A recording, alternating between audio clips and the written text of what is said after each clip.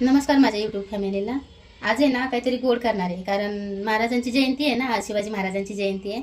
तर त्याच्यासाठी मी काहीतरी गोड करणार आहे. तर म्हणलं होतं शिकरण, म्हणजे नाही का शिकरणच करणार आहे मी.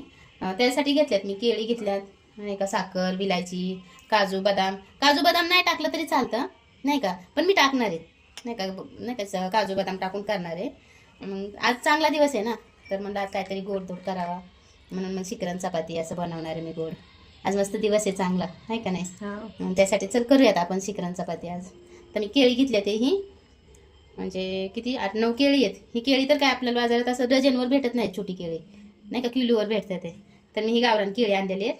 तर आपण ह्याचं शिकरण करूयात. मग नाही ना, काजू आणि बदाम कापून घेऊयात. असं बारीक बारीक बदाम कापून घ्यायचं. बदाम नाही टाकलं तरी चालतं बरं का, टाकत पण नाही आहेत बदाम नाही का ह्याच्यात शिकरणात, पण मी टाकते कारण मला टाकायचे यावेळेस, बघायचे मला कसं होतं ते नाही का बदाम टाकून. तर बारीक कापून घ्यायचं.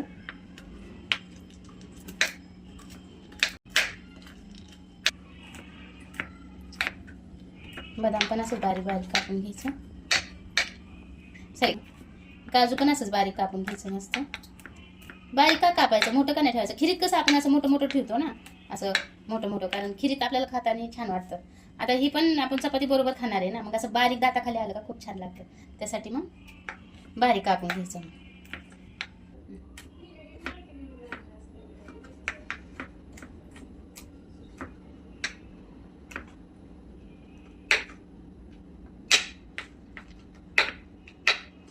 घेतलंय आपण हे ना विलायची कुटून घेऊयात आता.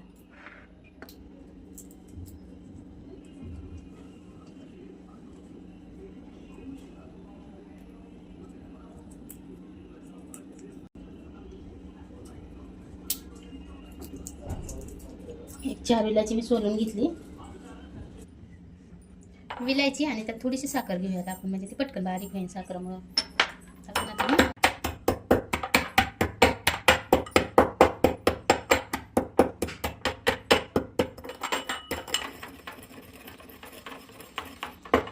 अशी आहे ना मी पावडर करून घेतली विलायची आणि साखरची. आपण आहे ना ही बाजूला ठेवूया 2 मिनिटं. आपण आहे ना थोडंसं तूप टाकून घेऊयात आपण ह्याच्यात, 1 चमचा आणायचं थोडक्यात नाही का. आपलं घरी बनवलेलं तूप आहे नाही का. हे ना आपण बदाम टाकून घेऊयात तुपात.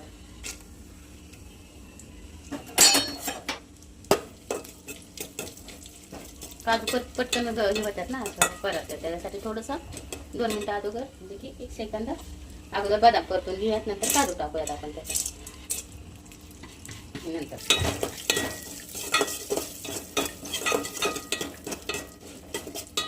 बारीक गॅसवर मस्त परतून घ्यायचं.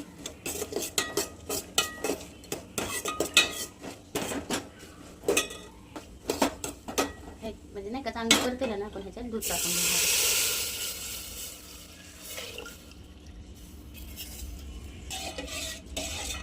आपण हे 1 लिटर दूध घेतलेलं आहे. 1 लिटर दुधाचं शिकरण करणार आहे आपण. हे ताळले पहिलं. आता ह्याच्यात 1 वाटी साखर टाकून घेणार आहे.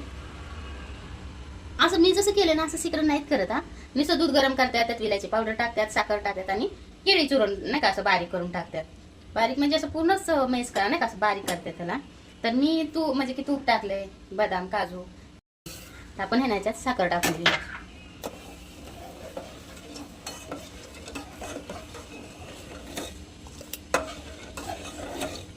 आपण आहे ना ह्याच्यात विलायची पावडर पण टाकून घेऊ.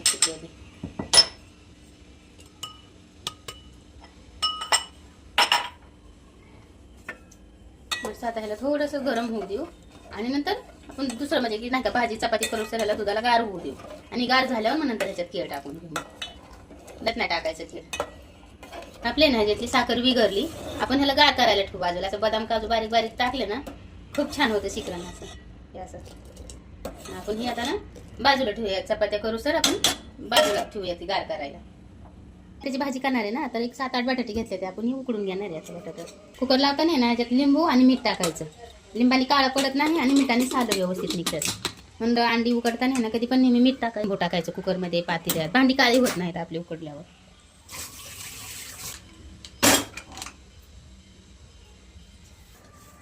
आपण आहे ना आता बटाटे शिजत घातल्यात आणि शिकरांची पण अर्धी तयारी झालेली आहे. तोपर्यंत आपण चपात्या करून घेणार आहे.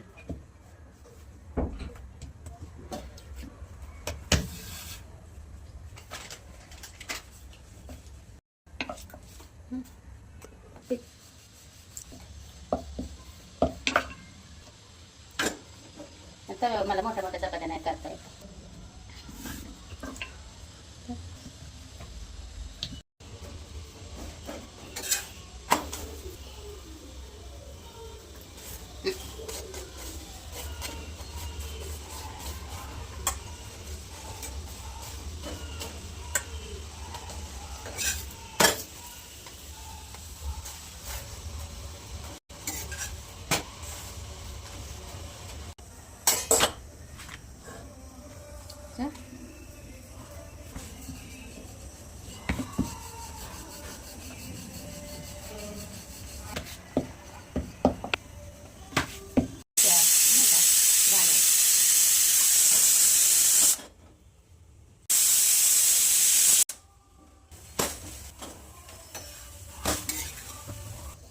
आपल्या ना आता चपात्या करून झाल्यात सगळ्या.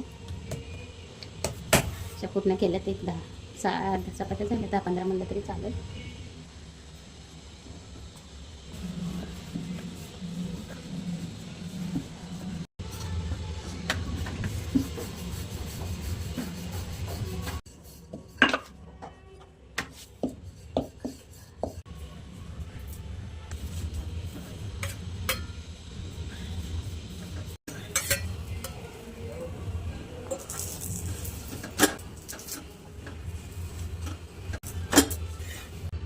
आता आपल्या म्हणजे नाही का आता शिकरण आता झालेलंच आहे.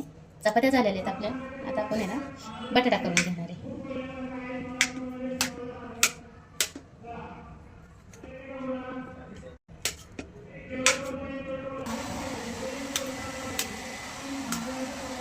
भरपूर घ्यायचा बरं का बटाटा. त्या असं मोकळा म्हणजे सुका बटाटा करायचा म्हणलं ना, लसूण भरपूर घ्यायचा. लसूण असं ना मस्त चव येते बटाट्याला. पण म्हणजे बारीक पण नाही का, अर्धा काचा टिचून घेणार आहे लसणाला. असं आहे ना, आपण अर्धा काचा टिचून घेतला लसूण. सुका बटाटा जर करायचा म्हणलं ना तर ते टाकायचं. कांदा नाही टाकत ते ना, मी असंच करणार आहे बटाटा. थोडीशी मोहरी टाकून घेऊ. मोहरी चांगली तडतडली ना मग जिरं टाकून घेऊ. चांगली तडतडली आपण जिरं टाकून घेणार. लसूण टाकून घेणार. आता आपण हळद टाकून घेणार. बटाटा टाकून घेणार.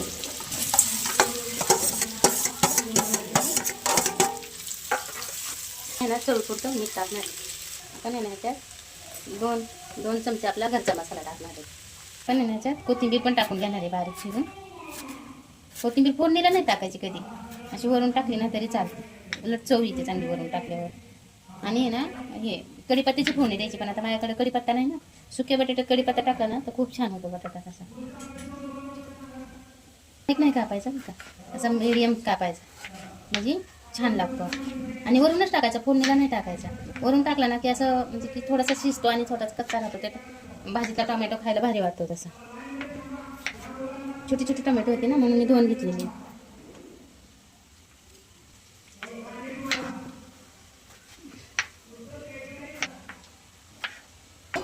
टाकून घेऊया त्याच्यात.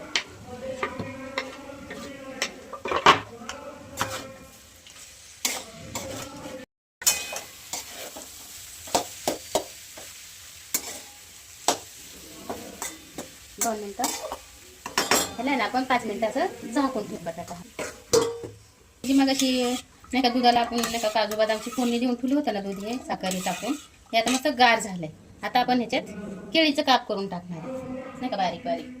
गावरान केळी आहेत ना, आपण 4 घेतल्यात. आणि आपल्याकडे दुसरी पण आहेत नाही का आपली, ती पण घेणार आहे मी. बारीक कापून घेणार आहे. गावरान केळी ही बी येतात मध्ये.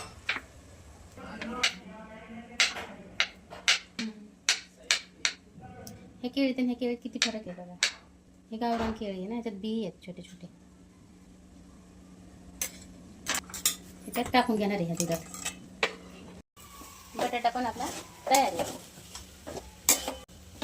थोडंसं म्हणजे नाही का हलकंसं बारीक करून घेऊयात, म्हणजे एक जीव होईल दुधाचा आणि केळीचा नाही का. कारण शिकरण केळी बारीक करूनच करतात, म्हणजे अशी केळी ठेवत नाहीत, बारीकच करतात. त्याला हाताने चुरतात, पण ते आपण आता हाताने नाही चुरत आहे, मॅशरने बारीक करून घेते दुधात केळी. आपलं शिकरण तयार आहे.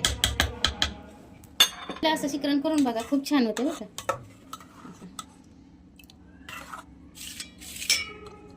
हे बघा असं मस्त होते बघा, असं करून बघा तुम्ही. बटाटा तयार आहे. मस्त अशी मऊ चपाती.